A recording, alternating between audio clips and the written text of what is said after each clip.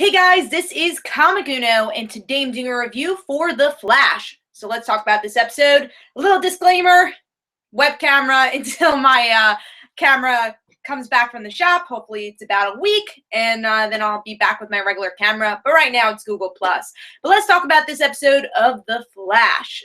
So with this episode, a lot happened. First, I would say the villain of the week is Peekaboo. She's able to transport places. And if this was a Firestorm episode, you could even say it's kind of a reference to the Tomorrow People, which was canceled. But it wasn't a reference at all. But, you know, if you're a Tomorrow People fan, you can think it as a reference. So yeah, Peekaboo is the main villain or villain of the week here. But I would say the episode really does not surround around her. It's more about secondary characters. Caitlin and obviously Barry, they are kind of down on the dumps, feel like they don't have a life, so they go out and realize they have to forget about the people that are in love with other people, or, you know, Firestorm. So Barry has to forget about Iris, and Caitlin has to forget about Ronnie. So we get to see that, and Caitlin's, you know, she's loosening up, and Barry meets Linda Park. And if you don't know who Linda Park is, she is the wife of Wally West. So what I mentioned in my last review, since we saw the promo of Linda Park, I do think Barry's kind of a combination of Wally and Barry. I mean, I'm sure we're going to probably see Wally in some point with this show, especially since they're already revealing so many names, which I'll get to. But I do feel that this Barry Allen is so much like Wally. So just bringing in Linda Park, I think that's interesting balance. Or maybe because they know they're going to bring in a younger Wally, so they rather have an adult Linda. I don't know. But I like her as a love interest. I don't know how long it's going to last and what part she's going to take in this show, but she could be a cool love interest. And I do like the actress. I've seen her in a couple of things, mostly Vampire Diaries, and I thought she was very good there. Other things happening, we get to see some stuff with Ronnie. We learn, if you're a comic book fan, you already knew this, that Professor Stein and Ronnie are the same person. That's why Ronnie's acting the way he does. And Cisco's the one who gets this information from the Pied Piper. And the Pied Piper, he escaped. So that's probably just going to roll into the Rogues story, but I'm very excited to see what they do with the Rogues.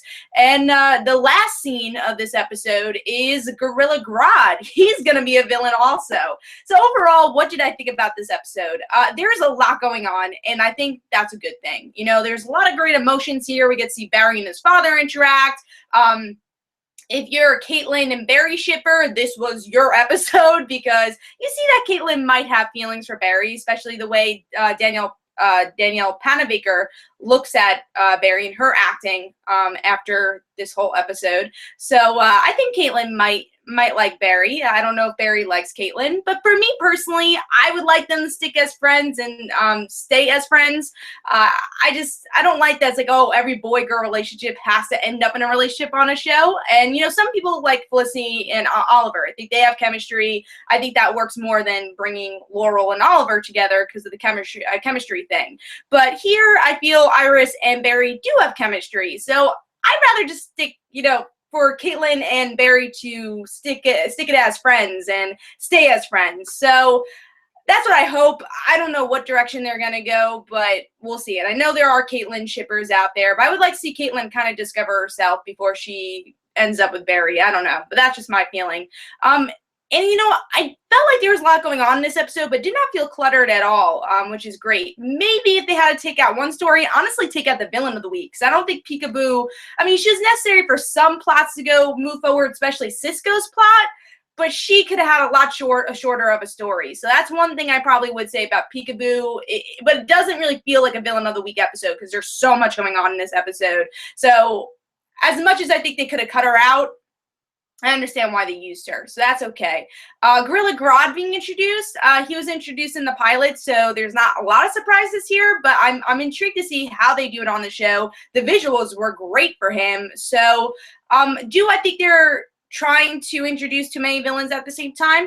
I don't know. You know, I kind of think about it as like a comic book in a way that you always have maybe Gorilla Grodd in one story arc and then the Rogues in the next. So I might be okay with them introducing all these big villains because you also have a lot of heroes that have to be introduced along the way. So if it doesn't feel cluttered, then I'll be okay with it. And this episode did not feel cluttered. I think a lot got accomplished, and I felt this is one of the rare episodes where it did not feel like a Villain of the Week episode, even though there was a Villain of the Week in this episode. And having Pied Piper coming back again, overall, I thought this was a very good episode. I do think they misled us in the promo, though. Linda Park, they were supposed to have some relationship with Barry. Maybe this will happen in the next couple episodes, but that promo did not really happen in this episode. You thought Barry's going to go crazy for Linda, and really they're just starting their relationship with this episode. So, misleading promo, which really rarely happens with the CWs. So I was a little uncertain about that. It's like, I thought this was supposed to be for this episode. I guess not. Maybe it's for the next episode. That promo, have no idea. They should have really had a Caitlyn and Barry focused promo last week instead. But excited to see what happens with Linda. So overall, great episode, and I'm looking forward to seeing where this goes, especially since next episode is going to be more about Firestorm, and I can't wait to see how they handle that character and just seeing more Ronnie, more Robbie and Mel. Very excited. So if you guys enjoyed, of course, I'll have a review for The Flash next week. And this is Comic Uno. Don't forget to follow me on Twitter. Don't forget to like my Facebook page. And also, in the description below, there's links for my comic book, Like Father, Like Daughter. And don't forget to like the Facebook page of Like Father, Like Daughter. I'll see you guys later. Bye.